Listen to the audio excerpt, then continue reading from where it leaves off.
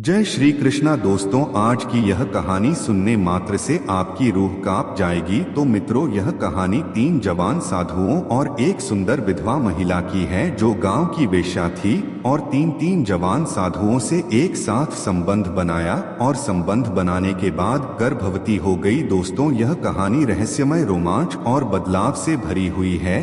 कैसे इन साधुओं की मुलाकात इस विधवा महिला से होती है और कैसे उन 3 साधुओं ने महिला को गर्भवती किया और कैसे यह कहानी एक अनोखे मोड़ पर पहुंचती है।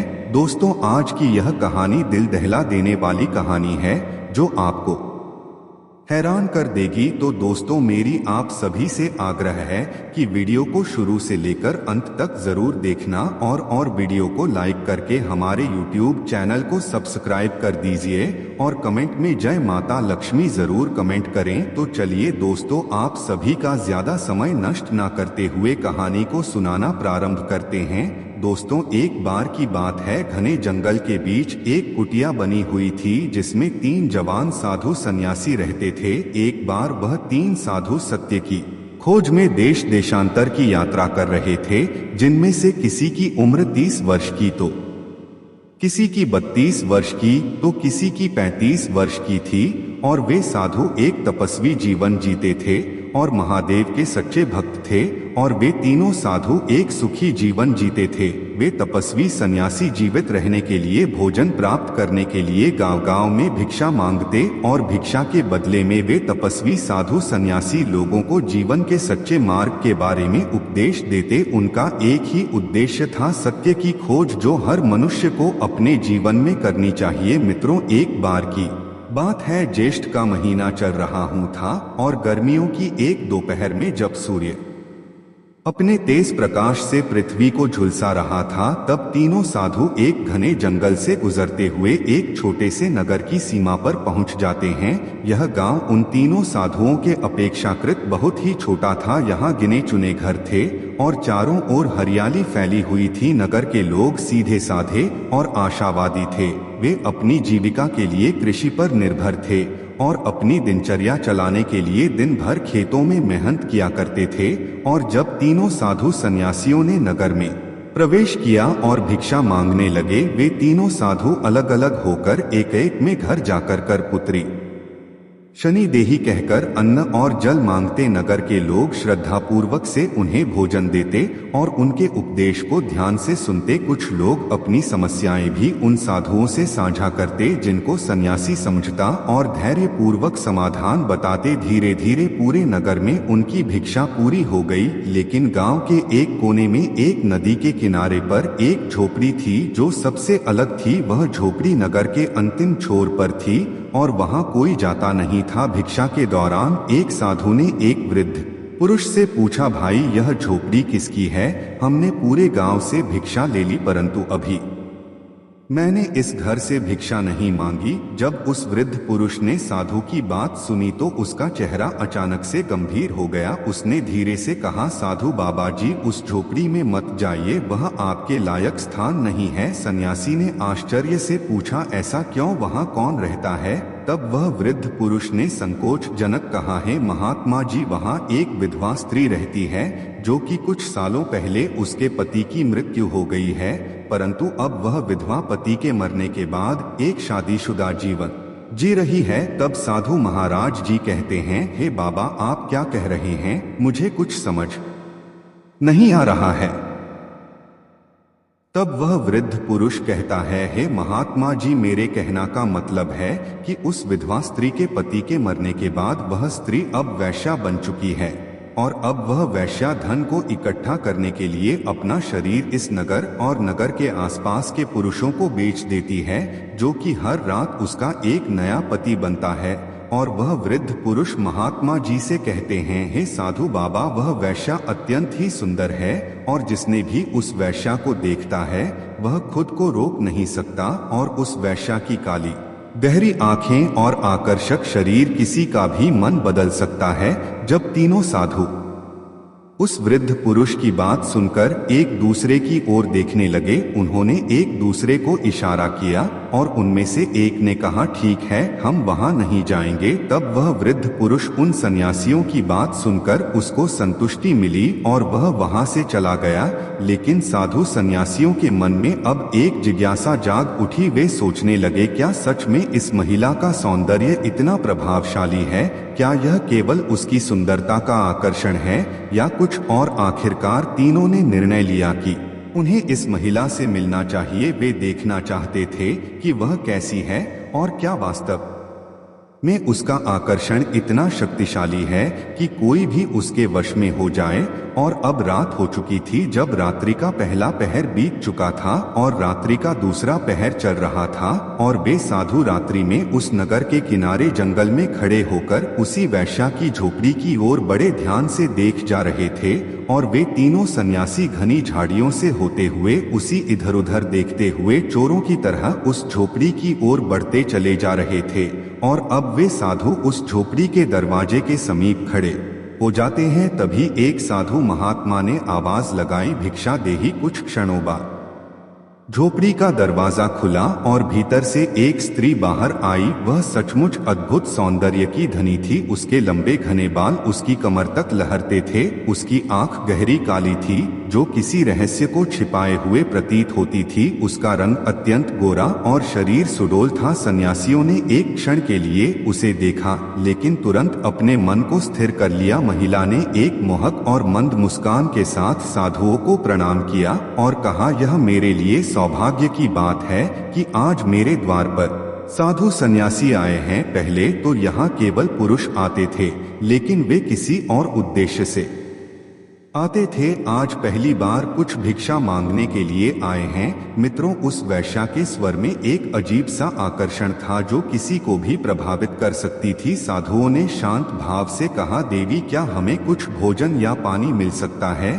मुझे बहुत जोर की प्यास लगी है। तब उस स्त्री जो कि वैश्या बन चुकी थी उसने हंसते हुए कहा, हे महात्मा जी, पानी को छोड़िए, मैं पानी की जगह आप सभी को कुछ और पिलाकर आपकी प्यास बुझा सकती हूँ। तब वे तीनों साधु एक दूसरे की ओर देखते हैं और धीरे से मुस्कुराए और बोले, नहीं देवी, हम मोहमाया से दूर हैं, हमें केवल थोड़ा जल पिला दीजिए। महिला ने इशारा किया, तो आइए झोपड़ी के भीतर चलिए, मैं आपको पानी लाकर देती हूँ। तीनों साधुओं ने देखा कि यह महिला अत्यंत चतुर है। उसकी बातें और उसका रूप किसी साधारण पुरुष को वश में करने के लिए पर्याप्त थे। फिर भी वे निडर होकर भीतर चले गए। वे जमीन पर बैठ गए और कुछ देर बाद महिला पानी लेकर आई। उन्होंने पानी पिया। अब वह वैश्या ठीक उन तीनों साधुओं के सामने बैठ गई। अब तीनों साधु सन्यासियों की नजर ठीक उस वैश्या के ऊपर थी। तभी उनमें से एक सन्यासी ने उससे पूछा, देवी, क्या तुम्हारा स्वभाव बचपन से ही ऐसा था या परिस्थितियों ने तुम्हें ऐसा बना दिया? तभी वह वैश्या चौंकते हुए उस साधु को देखने लगी और अब वह वैश्या उस साधु से कहा, आज तक किसी ने मुझसे यह प्रश्न नहीं किया। आज तक जिसने भी लोग मेरे पास आते थे केवल मेरे शरीर को पाने के लिए, मुझसे कोई भी यह नहीं पूछा कि मैं कौन हूँ, मेरा अतीत क्या है, मैं क्या चाहती हूँ। इतना कहते ही उसकी आंखों में हल्की नमी आ गई। अब उन साधुओं ने उस वैश्या की बात को सुनी और वह परम सन्नाटा फैल चुका था। कुछ क्षणों की चुप्पी के बाद उस स्त्री ने कहना शुरू किया और बोली, है महात्मा जी, मेरे पति की मृत्यु कुछ सालों पहले हो गई थी। मैं अकेली रह गई, कोई सहारा नहीं था, कोई खेत नहीं था, कोई काम नहीं था। जब मैंने काम की तलाश की तो हर पुरुष मेरा शोषण करने की कोशिश करता। तब मैंने सोचा क्यों ना मैं स्वयं ही वह बन जाऊं जिससे लोग आकर्षित होते हैं। तीनों साधु सन्यासियों ने गहरी सांस ली। उन्होंने उसकी व्यथा को महसूस किया। अब आगे वह वैश्या कहती है, हे महात्मा जी, अब आप ही बताएं कि क्या मैंने गलत किया, क्या मैं गलत हूँ? हे महात्मा जी, जब पेट में भूख की आग जलती है तो इंसान उस भूख की आग बुझाने के लिए कुछ भी करने के लिए तैयार हो जाता है। आज के समाज में मांगने से कुछ भी नहीं मिलता है। यह समाज बिना कुछ लिए कुछ भी नहीं देता है। इसीलिए अब मैं कुछ पाने के बदले में मैं अपना शरीर देकर अपना जीवन चला रही हूँ। साधुओं ने उसकी बात सुनी, लेकिन वे जानते थे कि यह मार्ग उसे कहीं नहीं ले जाएगा। तीनों साधु ध्यानपूर्वक उसके चेहरे के भावों को पढ़ रहे थे। उनमें से सबसे अनुभवी सन्यासी, जिसे लोग रामदास कहते थे, उसने धीमे स्वर में कहा, हे देवी, इस कलयुग के संसार का नियम बड़ा विचित्र है। यह वही समाज है जो पहले किसी अबला का शोषण करता है और फिर उसी पर उंगली उठाता है। लेकिन यह सत्य नहीं कि जीवन यापन का केवल यही एक मार्ग है। महिला ने कड़वाहट भरी मुस्कान के साथ कहा, है साधु महात्मा, यदि यह मार्ग गलत है तो फिर समाज ने मुझे दूसरा मार्ग क्यों नहीं दिया? जब मेरे पति की मृत्यु हुई तब क्या कोई मेरा सहारा नहीं बन सकता था? तब तो सबने मुझे बस एक ही वस्तु के लिए मेरा उपयोग करते थे। इतना कहकर वह वैश्या खामोश हो गई। तब तीनों साधुओं ने उसकी पीड़ा को महसूस किया, लेकिन वे जानते थे कि किसी भी आत्मा का परिवर्तन एक गहरी प्रक्रिया है।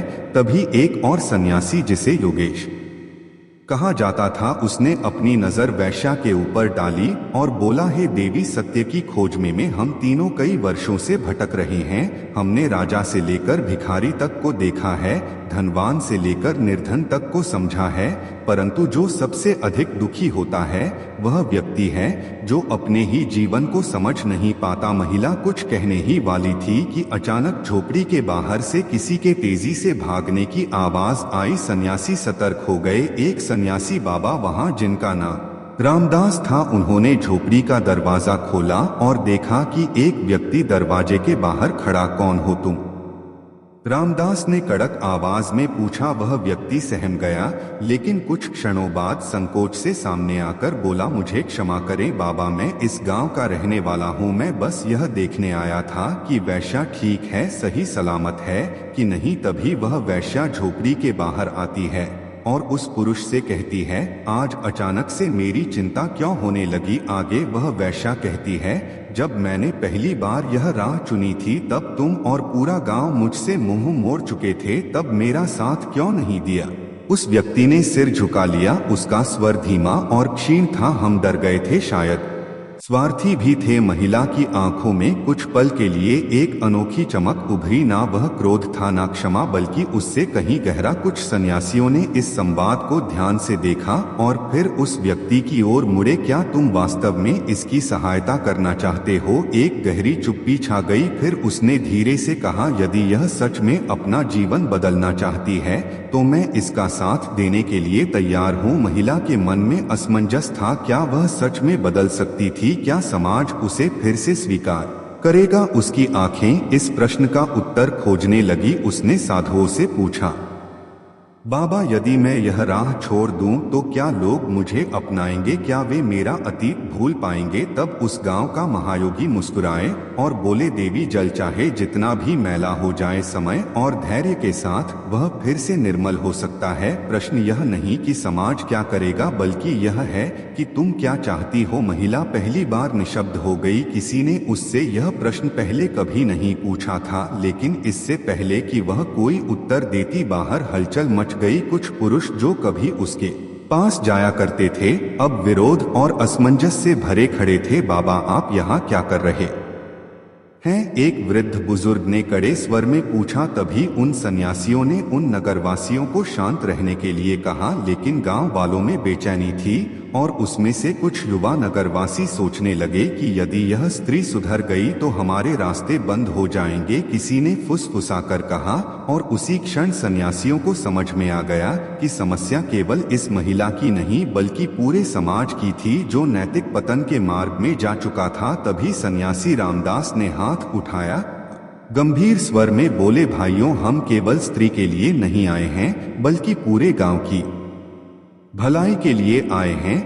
तभी एक गांव का नागरिक सन्यासी की बात का उपहास उड़ाते हुए कहा, बाबा, यह जन्म से ही ऐसी थी, इसकी नियत यही थी। तभी वह महायोगी मुस्कुराया और बोला, किसी की नियत जन्म से तय नहीं होती। यदि ऐसा होता तो पत्थर कभी नहीं बन सकता था और मिट्टी कुम्हार के हाथों में आकार नहीं ले सकती थी। मनुष्य वही बनता है जो वह स्वयं बनना चाहता है। गांव के नागरिकों के बीच मौन छा गया। किसी सन्यासी से ऐसी बातें पहले कभी नहीं सुनी गई थी। तीसरे सन्यासी अरुण मुनि आगे बढ़े और गंभीर स्वर में बोले, तुम लोग इसे अपवित्र मानते हो, लेकिन क्या तुमने कभी सोचा कि इसे इस राह पर किसने धकेला? इसके पति की मृत्यु के बाद क्या तुम में से किसी ने इसकी सहायता की या तुमने इससे मुंह मोड़ लिया? गांव वालों ने एक दूसरे की ओर देखा, कुछ ने शर्म से सिर झुका लिया। अरुण मुनि ने आगे कहा, अगर एक पुरुष सन्यासी बन जाए तो लोग उसे पूछते हैं, लेकिन यदि कोई स्त्री अपना अलग मार्ग चुनती है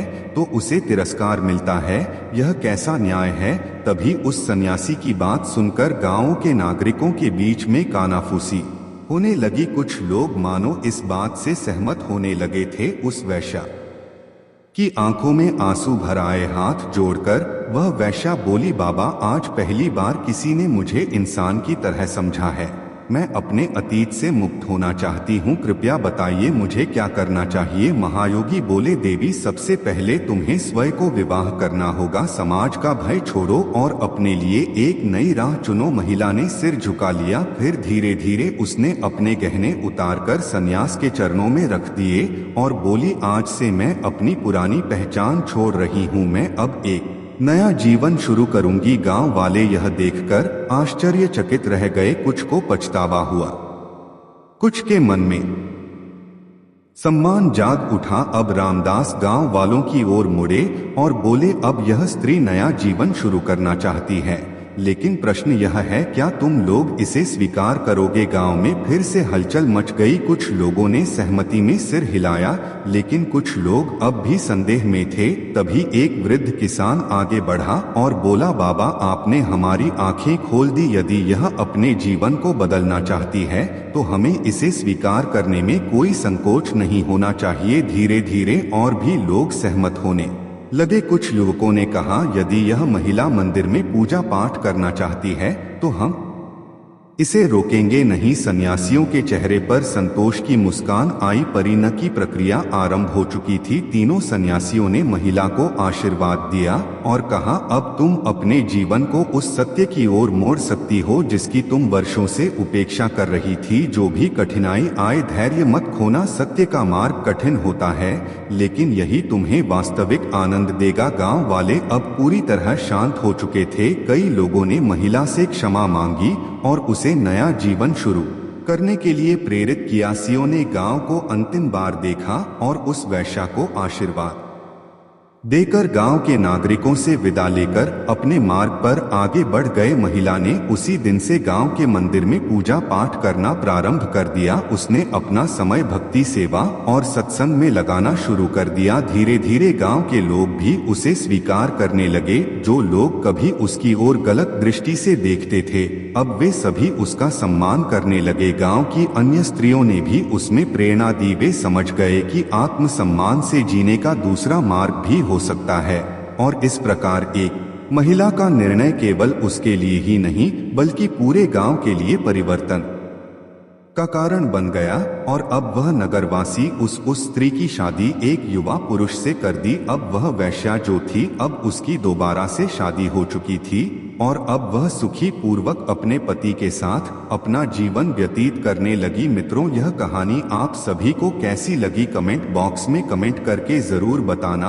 और अभी तक आप लोगों ने वीडियो को लाइक नहीं किया है तो वीडियो को लाइक करके हमारे YouTube चैनल को सब्सक्राइब कर लीजिए और साथ ही इस वीडियो को शेयर जरूर करें। तो मित्रों, मिलते हैं किसी अन्य कथा के साथ, तब तक के लिए धन्यवाद।